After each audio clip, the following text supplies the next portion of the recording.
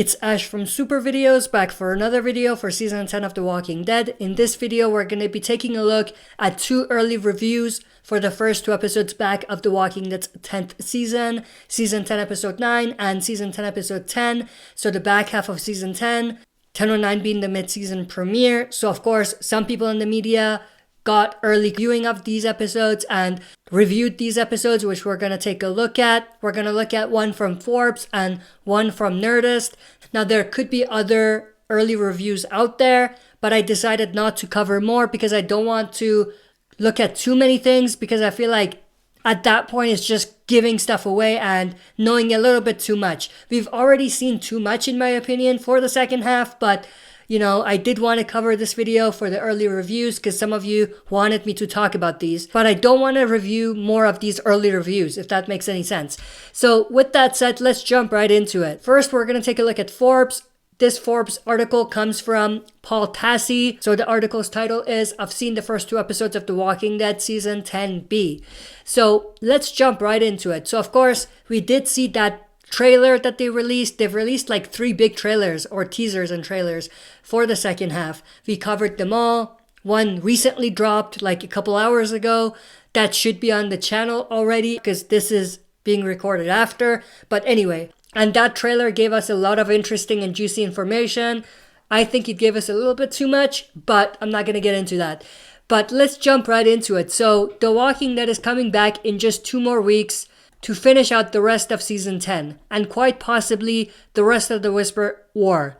AMC has sent me the first 2 episodes of this half of the season, and I am now allowed to talk about them today, quite far ahead of release. I'm going to stay as spoiler-free as possible, though that makes certain aspects of these episodes pretty hard to talk about. The best way I can describe Episode 9, Squeeze, and 10, Stalker, which is an interesting title, is that they feel like 2 different horror movies condensed into 45-minute format. So that's pretty cool and pretty interesting. That hypes me up for these 2 episodes because it's been a long time since they've really made us feel like we're watching a horror movie or a horror genre TV show. So it's very cool and interesting that they're doing that with these 2 episodes. So I'm extremely excited and looking forward to seeing these 2 episodes. The first episode, Squeeze, reminds me of The Descent, the cave-based horror film that had a bunch of women trapped in a cave with monsters. Here, that's Daryl, Magna, Connie, Jerry, Carol, Aaron, and Kelly, unless I'm forgetting someone. And the monsters, of course, are Alpha's horde that she has wrangled down there. It's a very dark episode, and by that I mean it's quite literally dark, as in hard to see what's going on. I'm sure there's going to be a lot of moments in the cave where we're not going to see anything, and I hate those type of scenes. I mean, I get it that it should be dark a little bit, but come on, we have to see a little bit. So I hope that they don't go overboard and crazy with it, but based on this review here, it seems like we might be getting that, which I'm not looking forward to. As the quality of AMC screeners are not great, watching them on PC, that gives me hope maybe it'll be better when we see it on screen. So it makes it hard to parse out the action in many scenes. I hope it plays better on TV. So do I. Because it was pretty hard to see what was happening when I watched it. The group must navigate the cave while dodging both walkers and whispers who entered the cave to try to kill them. So that goes back to what I said in my trailer breakdown. Whispers do get inside the cave trying to kill the survivors.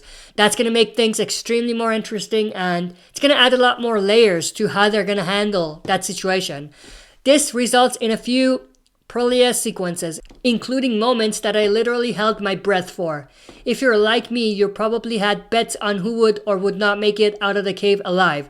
I really can't say who does or doesn't survive, or if anyone dies at all, which makes the end of this episode difficult to talk about. That leads me to think that the end of the episode is going to be a cliffhanger with an open ending where, you don't know if the person dies or survives. So it's going to be a fake out, I think. But I could be wrong. But you'll see what I mean soon enough.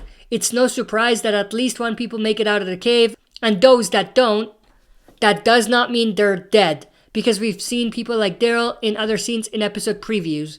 This entire sequence just felt a bit off to me, though perhaps much of that was the filming and the darkness. this person doesn't have too many good things to say about the episode so far as story and, what it does for the entire story arc. But I'm hoping that that's not the case. I much preferred the Negan and Alpha storyline that went along with this episode, so we're gonna see them, which is awesome. Many people predicted a big comic moment would happen for the premiere, here to surprise everyone, but I can tell you that no, that does not happen here, not yet, and not in the next episode either. But even what does happen between them, I can't really go into either. Suffice to say, it's a pretty fantastic scene, but for reasons you might not expect.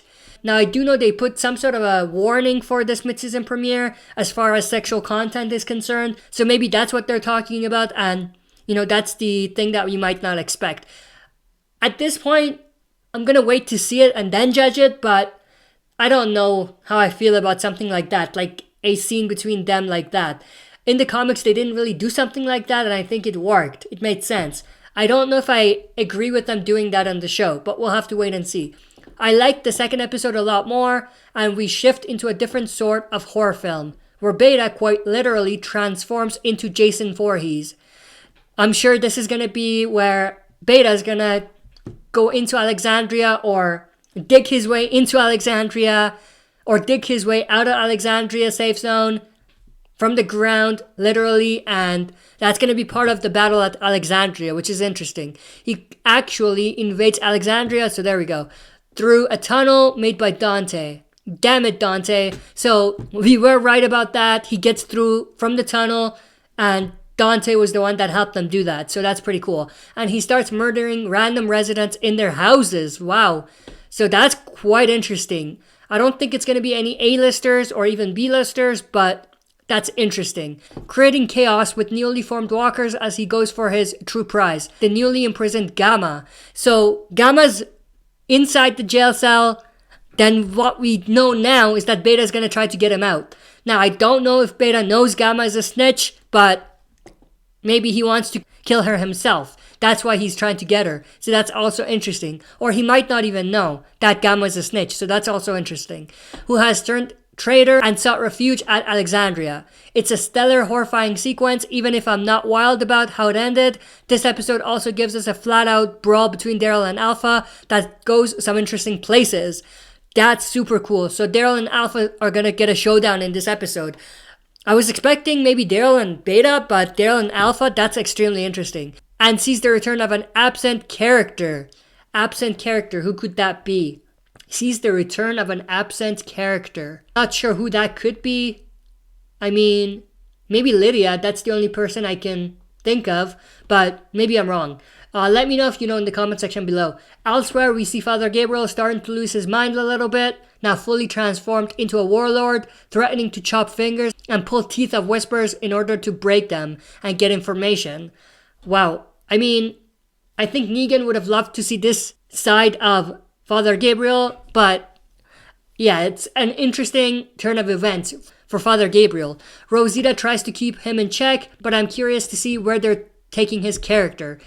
They sort of did this with Aaron too earlier in the season, and everyone is more on edge than ever. A few things that were not addressed in either of these episodes were Eugene communication with that person on the radio. He's not in either episode, or in the fate of Michonne, off on her solo mission with Virgil. I'm assuming episode 11 and 12 is going to focus more on Eugene and that story and Michonne's story, which is most likely going to be coming in episode 12. I presume she will get her own episode for that, but it's not one of those first two here, or one of these first two here. Also, don't hold your breath for Maggie's surprise return, as that doesn't happen yet either. I'm not surprised about that. These episodes were fine. The second is better than the first, but I think the Whisper conflict is starting to drag a little bit. So do I hope we wrap it up by the end of the season? It seems likely we are heading in that direction, which means an intense final 6 episodes are probably coming after these two. And these were pretty intense as is.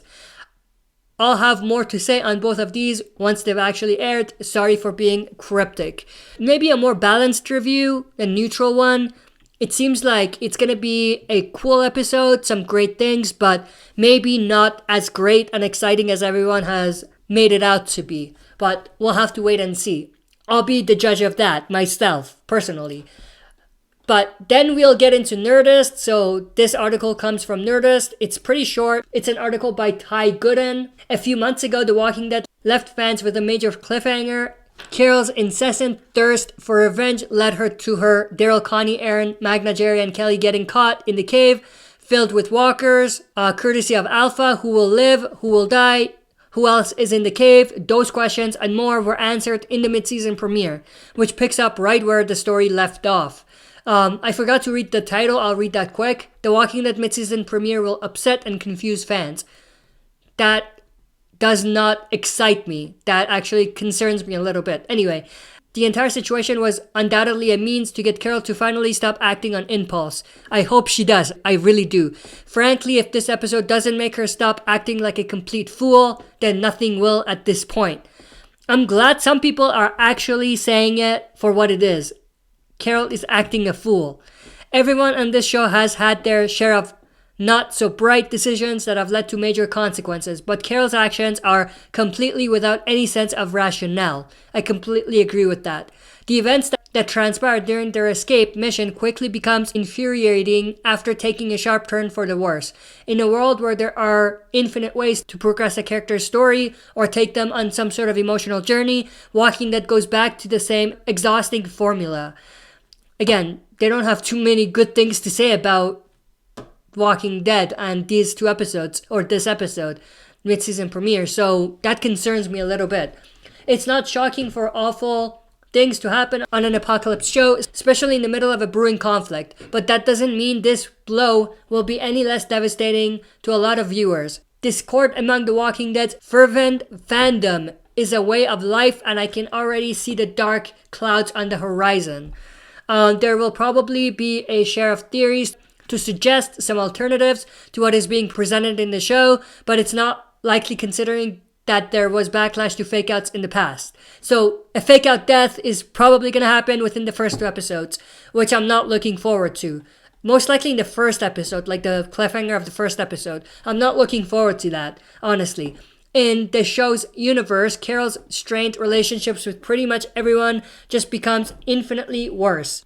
Outside of the cave debacle that lasts a little too long, that's not good. There is a small yet significant upset inside the Whisper camp. The growing dissent and suspicions among the pack are addressed before things go in an aggressively disturbing and weird direction, most likely between Alpha and Negan. And when it says things are going upside down, it's probably related to them finding out Gamma is a spy, maybe. I say with full confidence that there isn't a fan of the show or comics who won't be scratching their heads and left feeling very, very unsettled by an odd encounter in the woods. That's interesting. Odd encounter in the woods. I'm interested to see what that's all about.